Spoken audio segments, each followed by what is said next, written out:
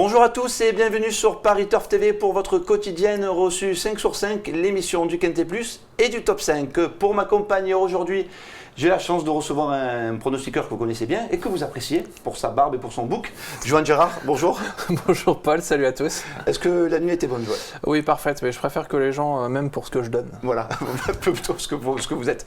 Eh bien, alors, j'espère que vous allez donner aujourd'hui, Johan, parce que là, lundi, nous avons rendez-vous à Cannes-sur-Mer pour un quintet réservé exclusivement à la génération des 4 ans. On va être sur la distance de 2000 mètres, on va emprunter la piste en sable fibré de Cannes-sur-Mer. Une épreuve très difficile à déchiffrer. Oui, avec des chevaux de 4 ans qui sont pour la plupart très inexpérimentés dans ce genre de tournoi, donc beaucoup d'inconnus. Beaucoup d'inconnus, et bon, et du coup votre sélection, on part de qui? Je vais partir de Veacalto, le numéro 3 qui semble présenter quand même quelques garanties. Je vais lui opposer le 2 Écureuil, ensuite le 6 Almoutawa, le 11 Loline que l'on connaît dans cette catégorie, le 10 Cassim qui est en pleine forme, le 4 Alcoa présenté par Jean-Claude Rouget, le 9 Winter Magic, puis le 14 Nabunga. D'accord, c'est donc le 3 Veacalto qui arrive en tête de votre sélection. Et contrairement à certains céréaux, lui a fait ses preuves dans cette catégorie. On va le regarder tout de suite ensemble en image. C'était le 20 octobre dernier, on était à Deauville. Et ce jour-là, il va échouer, enfin, il va bien courir, il va se conclure 3e, mais c'était un bon 3e. Ouais, c'était son premier handicap ce jour-là, Veacalto, qui terminait de manière assez intéressante. Il a sans doute le niveau d'une telle épreuve. Maintenant, en valeur 38, je ne suis pas sûr qu'il ait une marge de folie. Il faudra que ça se passe bien. Et le petit bémol, c'est le numéro de corde, corde 16 sur ce parcours. C'est un peu embêtant parce qu'on part dans le virage qui est à droite des tribunes et les chevaux qui sont à l'extérieur ne sont pas forcément bien lotis. Il va falloir du grand Franck Blandel pour gagner cette épreuve. C'est un cheval qui a de la qualité tout de même, donc je pense qu'il va être dans le coup. D'accord, on parle de suite ensemble du numéro 2, Écureuil. Lui aussi a fait ses preuves au niveau handicap. Il s'est imposé en 36 de valeur. Voilà, c'était également sur la fibrée d'Auvilès. Vous allez voir, il va trouver le passage côté corde. Et là, ce jour-là, il fait vraiment avec une certaine marge. Ouais, ce jour-là, il participait à son premier handicap également. Donc, voilà, faire ses preuves, c'est vite dit quand même. Il a couru qu'un handicap. Il était remonté de 3 kg. Écureuil qui aura la particularité de débuter corde à gauche.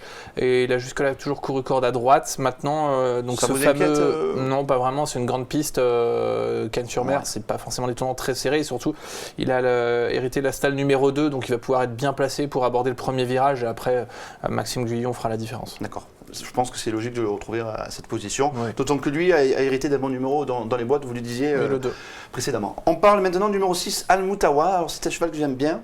C'est un cheval qui s'est imposé avec la manière à Marseille-Vivo. On était dans une course à condition, une valeur un peu plus relevée que celle du jour plutôt. Bon, maintenant, il passe un test ici. Oui, c'est un test sérieux. Maintenant qu'on connaît la réussite de Charles Gourdin dans les handicaps, il a le don de bien amener ses chevaux pour ce genre d'épreuve. Et l'impression visuelle était très bonne. La dernière fois à Marseille-Vivo, alors bon, ça reste Marseille-Vivo, c'est une piste spéciale. Difficile de tirer des enseignements. Oui, voilà, mais l'impression visuelle était vraiment bonne, ce qui m'incitait à le retenir ici en bonne position. D'accord, je vous propose d'écouter de suite son entraîneur, Charles Gourdin, qui est vraiment le mieux placé pour nous en parler. Et vous allez voir, il affiche un réel optimisme. Oui, je crois que c'est un cheval qui affectionne particulièrement la corde à gauche, surtout. Oui. Où il est très à l'aise. Et la PSF aussi. Mais c'est un cheval qui aime bien cette corde à gauche. Donc là, ce sera un test un petit peu dans ce genre de catégorie. Ah bah oui, forcément, il a jamais couru dans cette catégorie, donc c'est un test. D'accord, parfait. Et au niveau de sa forme, il n'y a rien à signaler de spécial, tout s'est passé comme prévu. Non, le cheval est bien, sinon il ne courrait pas. Le cheval est bien, sinon il ne courait pas. Ça le mérite d'être clair. C'est évident. Oui. Maintenant, voilà, comme beaucoup d'autres, on ne sait pas s'il est prêt à sa juste valeur dans les handicaps. Oui, on voyage un peu dans le flou au total dans cette épreuve, mais il faut prendre des risques et vous les avez pris, je suppose. Oui. Et je l'espère. Voilà. On parlait maintenant du numéro 11, Loline, là aussi. Si on regarde ses dernières performances, vous allez me dire pourquoi la retenir dans une sélection? Parce que finalement, elle a été lâchée au poids. Ouais, alors elle, par contre, on a quand même plus de recul. Quant aux valeurs handicap, elle a participé à plusieurs épreuves de ce genre. Elle avait remporté son gros handicap en valeur 35. Sa valeur avait été revue à la hausse, elle était montée jusqu'en valeur 39. Et là, la voilà de retour en valeur 35 après des performances en demi-teinte. Un numéro de corde intéressant pour elle, car c'est une jument qui aime aller de l'avant. Donc avec la corde 5, elle pourra aller rapidement aux avant-postes. Voilà, c'est à mon avis une belle occasion de refaire parler d'elle. C'est un outsider, plutôt dans la catégorie des outsiders. Je ne serais même pas étonné de l'avoir gagnée. Elle a le droit de gagner, elle est revenue à une valeur à laquelle elle est compétitive. Donc, c'est amusant de lui refaire confiance. Que dire du numéro 10, Cassim, qui lui, pour le coup, a fait ses preuves au niveau des réclamés. Maintenant, mademoiselle Égis Magnin, on la connaît peu dans les pelotons, surtout au niveau du quintet. C'est un test pour elle aussi. Hein. Ouais, maintenant elle a une très belle réussite avec les élèves de Jean-Pierre Gauvin, Égis Magnin, un Cassim qui est en pleine forme, un ancien pensionnaire d'Alain Droyer-Dupré qui a été acquis à réclamer. Il reste sur 2 victoires donc acquises à réclamer.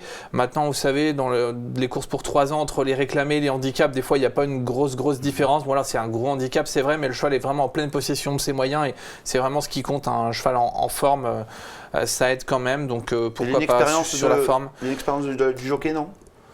Oui, bah maintenant elle a quand même gagné quelques courses, hein, Égis Magnin, elle a quand même un peu d'expérience, donc après c'est vrai qu'il n'y a pas l'expérience des gros handicaps, mais sur la valeur du cheval, j'y crois pour une place. Pour une place, ça peut être un bel oseilleur. On parle de votre pépite du jour, c'est un très bon film, Taxi Driver. Ouais. Est-ce que c'était un bon cheval? Oui, Taxi Driver, un bon cheval, là aussi un ancien pensionnaire d'Alain Droyer-Dupré que Patricia Butel qui a réclamé. Un petit manque d'expérience sur le sable, mais on l'a vu lors de ses débuts sur le sable à Deauville, terminer de plaisante manière. Taxi Driver qui a bien travaillé mercredi matin sur le sable de Cagnes. Donc, vous avez des infos, je crois. Il a bien travaillé mercredi matin sur le sable de Cagnes. Patricia Butel, c'est pour ça que tu te permets de souligner. Le cheval a bien travaillé, voilà, et il a pris une valeur peut-être un peu élevée. Voilà, c'est la seule inquiétude. Mais il y aura une coup sûr dans les 3 ? Il n'y a pas de coup sûr aux courses, Paul, surtout dans les handicaps, mais... Je vois un mec comme vous avez des coups sûrs, vous avez des vérités. Ça n'existe pas, non, les coups sûrs n'existent pas aux courses. Vous m'avez déçu. Je peux juste vous dire que le cheval va se présenter dans de bonnes dispositions. D'accord. Après, comme d'habitude dans les handicaps, le parcours fera la différence, mais il est peut-être pris une valeur un peu élevée. Mais le cheval est très bien. D'accord, merci. Je vous taquine parce que je vous aime. Bien. Oui, mais moi aussi. Ouais, c'est beau. On va se quitter sur cette note d'amour. Merci à tous, Johan, et merci pour toutes ces infos. Demain, à votre place, je retrouvais un autre grand de ce monde, Julien Cognam, affûté comme jamais. Il est en pleine forme. Merci, à très vite sur Paris Turf TV. Ciao.